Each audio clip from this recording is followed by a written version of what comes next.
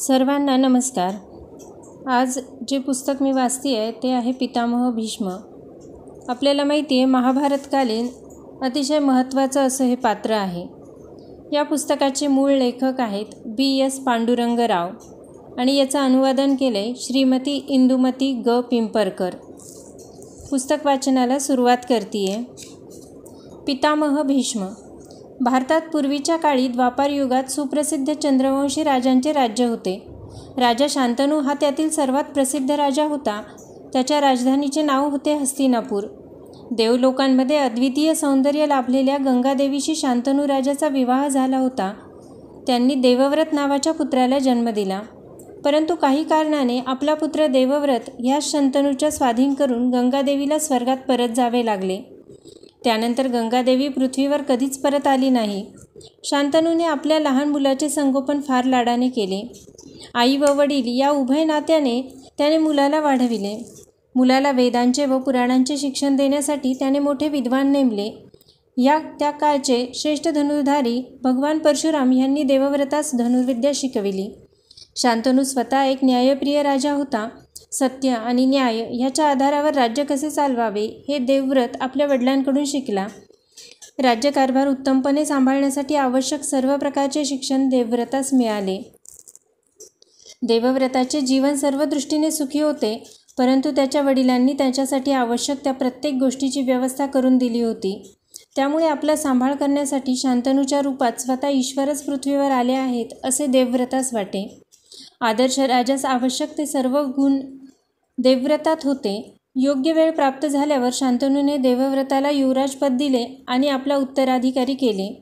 देवव्रताने आपल्या वडिलांप्रमाणे प्रजेला प्रेमाने व दयाळूपणाने वागविले। त्याच्या राज्यात प्रजा फार सुखी होती। राजाच्या जबाबदारीतून मुक्त झाल्यामुळे शांतनू राजा फार प्रसन्न होता। आता त्याच्याजवळ मनोविनोद आणि विश्रांती यासाठी पुरेसा वेळ होता। तू कोण आहेस? एके दिवशी शांतनू आपल्या मित्रांबरोबर शिकार करण्यासाठी गेला। संध्याकाळी त्याच्या मित्रांनी यमुना नदीच्या किनारी आश्रय घेतला। त्याचे मित्र विश्रांती घेत असताना शांतनू एकटा जंगलात निघून गेला। तेथे त्याला शीतल सुगंधित अशा हवेची मंद झुळूक दुरून आलेली जाणवली। त्यामुळे प्रसन्न होऊन राजा मनात म्हणाला, आहा, किती सुंदर हा सुगंध! परंतु हा कोठून येत आहे? ज्या दिशेने सुंदर हा सुगंध येत होता त्या दिशेकडे राजा उत्सुकतेने गेला। पुढे गेल्यावर राजाने जे दृश्य पाहिले त्यामुळे तो आश्चर्यचकित झाला। शांतनूला तेथे एक मुलगी दिसली। ती इतकी सुंदर होती की कदाचित स्वर्गात देखील कोणी तिच्या इतके सुंदर नसेल। ती मुलगी आणखी एका बाबतीत अद्भुत होती।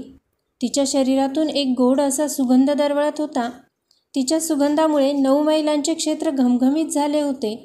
ह्या कारणामुळे ती मुलगी योजनगंधा नावाने प्रसिद्ध होती, पण तिच्या आईवडिलांनी तिचे नाव सत्यवती ठेवले होते। त्या मुलीच्या सौंदर्यामुळे व गोड सुगंधामुळे राजा मोहित होऊन रोमांचित झाला। त्याने विचारले, तू कोण आहेस? तू मानवी आहेस की देवलोकातून आली आहेस? त्या मुलीने उत्तर दिले, महाराज, मी स्वर्गातून आलेली नाही।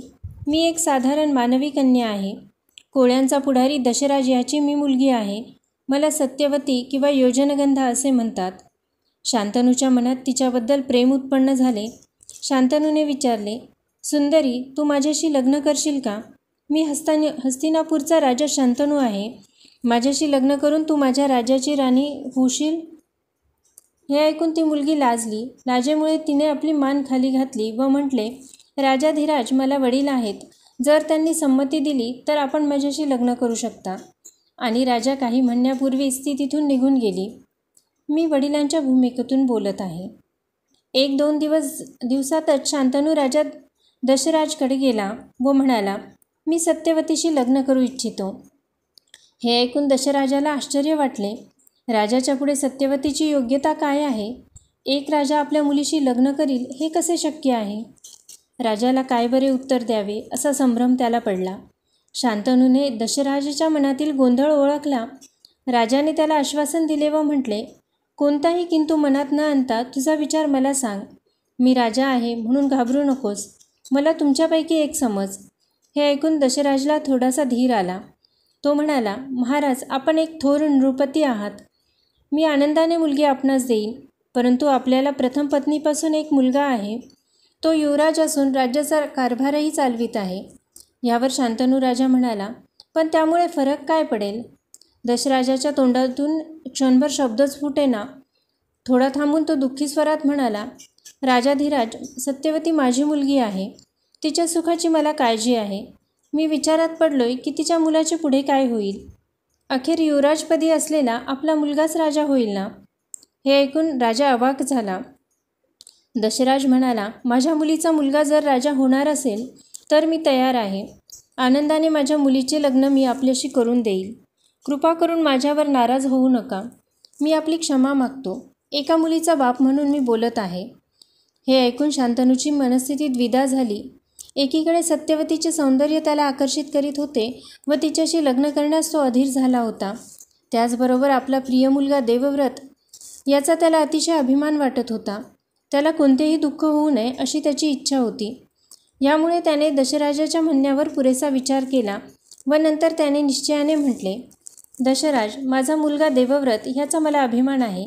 त्याचा मी शत्रू होऊ शकत नाही. एवढे बोलून शांतनू तेथून लागलीच निघून गेला. पण त्याचे हृदय मात्र सत्यवतीपाशीच घोटाळत राहिले. शंतनूने शिकार करणे सोडले. तो हस्तिनापूरला परत आला. तो काळजीत दिसू लागला. त्याचा चेहरा काळवंडून गेला. तो आजारीही पडला. तो नेहमी एकांतात राहू लागला व कोणाशीही भाषण करीनासा झाला. माझ्या वडिलांनी आनंदात राहायला हवे. देवव्रतास कळून चुकले की आपले वडील नेहमी दुःखी असतात. त्यामुळे तो स्वतः काळजीत पडला. तो आपल्या वडिलांकडे गेला. त्यांच्या पाया पडला. शांतनूही त्याला खूप प्रेमाने भेटला. देवव्रत म्हणाला, बाबा, आपण एक न्यायप्रिय राजे आहात. आपण नेहमी खरेपणाने न्यायाचा निवाडा करता. तसेच आपण शक्तिशाली आहात. जोपर्यंत आपण राज्यावर आहात तोपर्यंत युद्धाचीही भीती नाही. सर्व लोक सुखी आहेत. तेव्हा आपल्याला कोणते दुःख आहे? कृपा करून आपण मला सांगाल काय? शांतनूने दीर्घ श्वास घेतला व म्हटले, देवव्रता, तू ह्याचा विचार करू नकोस. मी अशा प्रकारे राज्य चालविले आहे की सर्व प्रजा समाधानी आहे. मी अशा प्रकारे जीवन व्यतीत केले आहे की ईश्वरासही ते मान्य आहे. शांतनूच्या ह्या विचाराने तर देवव्रत आणखीनच काळजीत पडला. त्याला वाटले आपल्याकडून तर काही अपराध घडला नाही की ज्यामुळे आपले वडील दुःखी झाले. एखाद्या लहान मुलासारखे त्याने विचारले, बाबा, माझ्याकडून काही चूक झाली का? काही असेल तर ती मी सुधारीन. त्याबद्दल प्रायश्चित्तही घेईन व आपली क्षमा मागीन. हे ऐकून शांतनूचे हृदय द्रवले. त्याने म्हटले, माझ्या प्रिय मुला, तू तर माझे सर्वस्व आहेस. तू बुद्धिमान आहेस. तू कधीही वाईट गोष्टी करणार नाहीस. तू वीर आणि बलवान आहेस. तू कधीही कोणालाही कसल्याही प्रकारे त्रास दिला नाहीस. माझ्याप्रमाणेच प्रजा तुला मानते व तुझा सन्मान करते. तुझ्यात मला दोष आढळेलच कसा? हे सर्व ऐकूनही देवव्रत आपल्या वडिलांच्या दुःखाचे कारण समजू शकला नाही. त्याला कळून चुकले की शांतनू आपल्यापासून काहीतरी लपवीत आहे. देवव्रत आपल्या वडिलांकडून परतला. त्याने शांतनूच्या सारथ्याला बोलवले. त्याच्याकडून देवव्रताला सर्व माहिती कळली. तो म्हणाला, माझे वडील सुखी असणे महत्त्वाचे आहे. मी त्यांच्यासाठी सर्व गोष्टींचा त्याग करीन. देवव्रत सत्यवतीच्या वडिलांकडे गेला. ही माझी प्रतिज्ञा आहे. दशराजाने देवव्रताचे स्वागत केले व त्याला अतिशय आदराची वागणूक दिली. देवव्रत म्हणाला, दशराज, मला सर्व काही कळून चुकले आहे आणि त्यावर मी विचार करून निर्णयही घेतला आहे. माझे नाव देवव्रत आहे. देवव्रत म्हणजे ईश्वरनिष्ठ. माझे वडील मला ईश्वरच आहे. त्यांच्या सुखासाठी मी राजसिंहासन सोडून देईन ही माझी प्रतिज्ञा आहे आणि ह्या प्रतिज्ञेवर मी दृढ राहीन. देवव्रताचाही निर्धार व त्याची दृढ प्रतिज्ञा ऐकून दशराजा आश्चर्यचकित झाला आणि त्याला खूप आनंदही झाला. तरी पण त्याच्या मनात काही शंका आल्या. तो म्हणाला, आपण थोर आहात.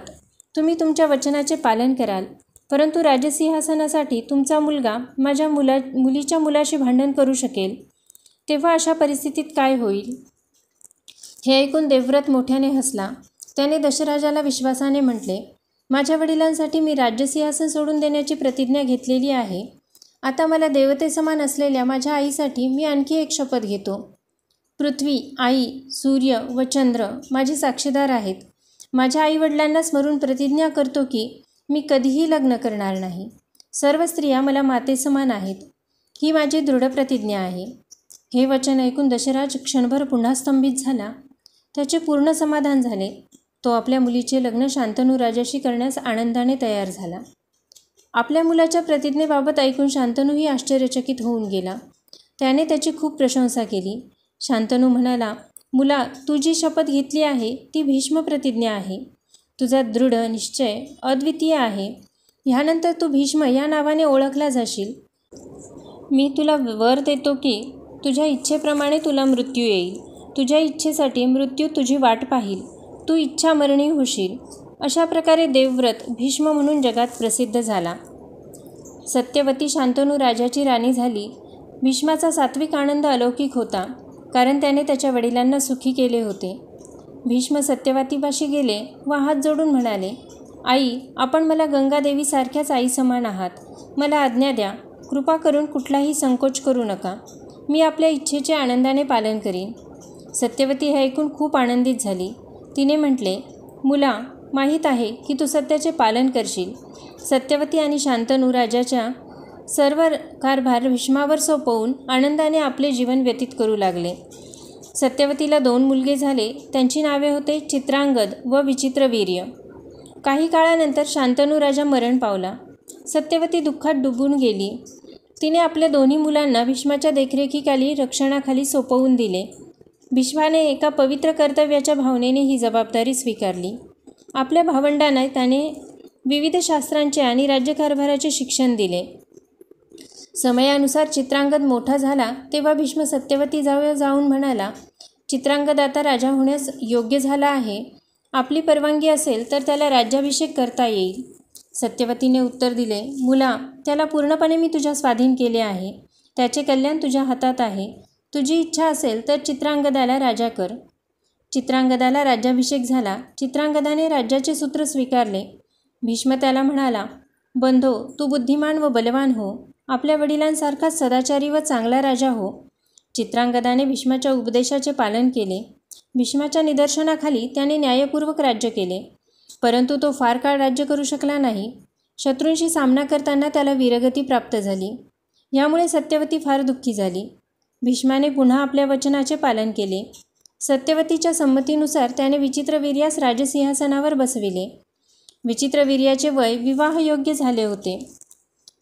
भीष्माने विचार केला की काशी नरेशच्या 3 मुलींचे लग्न विचित्रवीर्याशी व्हावे. म्हणून सत्यवतीच्या संमतीनुसार भीष्म काशीस गेला. काशी राजाच्या 3 मुली सुंदर होत्या. स्वयंवरात आलेल्या तरुणांची शक्ती व कौशल्याची परीक्षा घेऊनच काशीराज आपल्या मुलींसाठी योग्य अशा वराची निवड करू इच्छित होते. भीष्माने राजदरबारात प्रवेश केला. त्यांनी विवाह न करण्याची प्रतिज्ञा केली होती, तरीसुद्धा ते स्वयंवरास उपस्थित होते. हे पाहून इतर राजकुमार आश्चर्यचकित झाले. अंबा, अंबिका व अंबालिका या 3 राजकुमारींनी हातात वरमाला घेऊन स्वयंवर मंडपात प्रवेश केला. त्यांच्या सेवकांनी राजकुमारांचा परिचय करून दिला आणि त्यांच्या गुणांचे वर्णन केले. अशा प्रकारे त्या भीष्मासमोरही आल्या.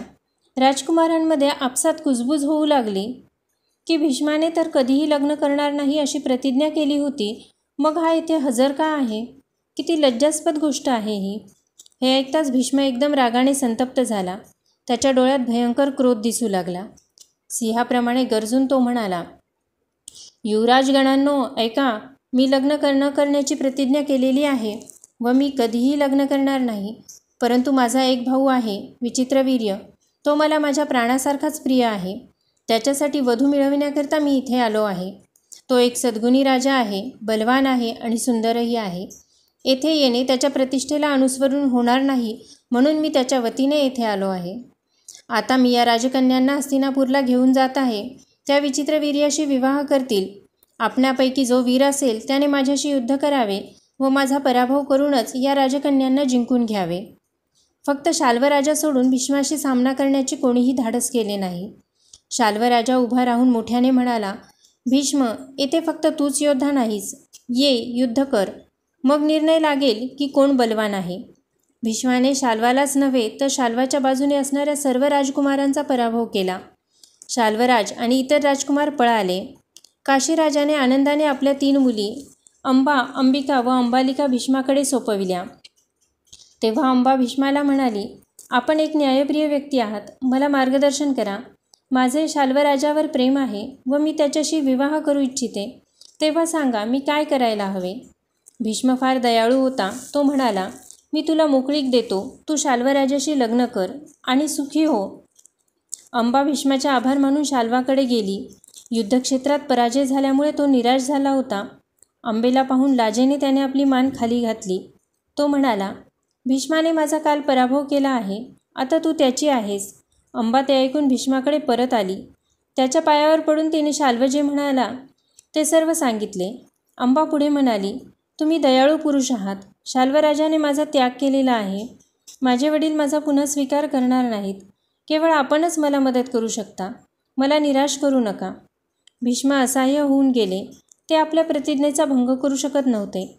त्यांना अंबेच्या बाबतीत वाईट वाटले. त्याने अंबेला धैर्य देण्याचा प्रयत्न केला. ते म्हणाले, तू शाल्वराजाचे पतीच्या रूपात नेहमी ध्यान केले आहेस, तेव्हा त्याने तुझ्याशी लग्न केले पाहिजे. मी नेहमीसाठीच ब्रह्मचारी राहणार आहे. तू विचित्रवीर्याशीही लग्न करू शकत नाहीस. आमचे भाग्य कोणी बदलवू शकत नाही.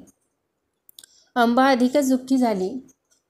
भीष्मानेच आपला स्वीकार करावा म्हणून भीष्मावर दबाव आणण्याचा तिने विचार केला. तिने एक योजना केली. भीष्माचे गुरु परशुराम यांच्याकडे ती गेली व आपल्या रक्षणाची तिने त्यांना विनंती केली. परशुरामाला तिची दया आली. ते तिच्याबरोबर भीष्माकडे गेले. भीष्मा आपल्या गुरूंना पाहून आनंदित झाले, परंतु त्यांच्याबरोबर अंबेला पाहून ते काळजीत पडले. त्यांना शंका आली. तरी पण त्यांनी गुरूंना वंदन केले व त्यांच्या पायास स्पर्श केला. परशुरामांनी त्याला आपल्या येण्याचा उद्देश सांगितला व म्हटले, मुला, तू माझा सर्वात प्रिय शिष्य आहेस. मला खात्री आहे की तू माझी आज्ञा पालन करशील. तू अंबेला जिंकले आहेस, तेव्हा तू तिच्याशी लग्न करणे योग्य होईल. हात जोडून भीष्म म्हणाले, गुरुवर, मी ब्रह्मचारी आहे. आपणास माहिती आहे की मी कधीही लग्न न करण्याची प्रतिज्ञा केली आहे. माझी प्रतिज्ञा भंग पाहू नये एवढीच माझी आपणास प्रार्थना आहे. हे ऐकून परशुराम खूप रागावले. त्यांच्या डोळ्यातून क्रोधाच्या ठिणग्या पडू लागल्या. त्यांनी गरजून सांगितले, भीष्मा, माझ्याशी विरोध करून कोणी जिवंत राहू शकत नाही, हे विसरू नकोस. मी तो परशुराम आहे की ज्याने मोठमोठ्या युद्धांचा समूळ नाश केला आहे. भीष्माने उत्तर दिले, गुरुवर्य, मला त्या सर्व गोष्टींची चांगली जाणीव आहे. परंतु त्यावेळेपर्यंत भीष्मासारखा महान योद्धाही उपजला नव्हता. त्याची आपणासही जाणीव नसेल. हे ऐकताच परशुराम आपल्या रागावर नियंत्रण ठेवू शकले नाहीत. गुरु आणि शिष्यात युद्ध सुरू झाले. भीष्माने विचार केला, जर माझ्या गुरूंचा पराभव झाला तर ते मला अपमानास्पद ठरेल. उलट दुसऱ्या बाजूने परशुरामाने विचार केला, जर माझा शिष्य हरला तर माझीही अप्रतिष्ठाच होईल. दोघात कोणीच जिंकले नाही. भीष्माने धनुर्विद्येत इतकी प्रवीणता प्राप्त केली आहे हे पाहून परशुरामाला फार आनंद झाला. परशुरामाने मनाशीच म्हटले, भीष्मासारख्या शिष्याच्या हातून पराभव होण्यात अभिमान वाटला पाहिजे. त्याचवेळी भीष्माचा एक बाण परशुरामाला लागला व ते बेशुद्ध होऊन पडले. ते पाहून भीष्माने आपले धनुष्यबाण फेकून दिले व मनाशी म्हटले, अरे रे, मी आपल्या गुरूंशी द्रोह केला. तो परशुरामाकडे धावत गेला व म्हणाला, मी किती पापी आहे. हे मृत्यो, माझा स्वीकार कर. तो पुन्हा पुन्हा दुःख करू लागला. थोड्या वेळात परशुराम शुद्धीवर आले. त्यांनी आपला शिष्य भीष्म यास आलिंगन दिले आणि मोठ्या अभिमानाने त्याचे कौतुक केले. माझ्या प्रिय शिष्या, माझ्या भीष्मा, पराभव झाल्यामुळे मला राग आला नाही. तुझ्यासारख्या शिष्याच्या हातून पराभव होण्यात गुरुला आनंदच आहे. कोणताही योद्धा तुझी बरोबरी करू शकणार नाही. तू आपल्या प्रतिज्ञेचे पालन केलेले आहेस. भीष्माने आपल्या गुरुला नमस्कार केला व गुरुने त्याला आशीर्वाद दिला. परंतु दुःखी अंबा त्यावेळी तेथे नव्हती. ती कुठे गेली? विचित्रवीर्यांचे लग्न मात्र थाटामाटाने झाले. धन्यवाद.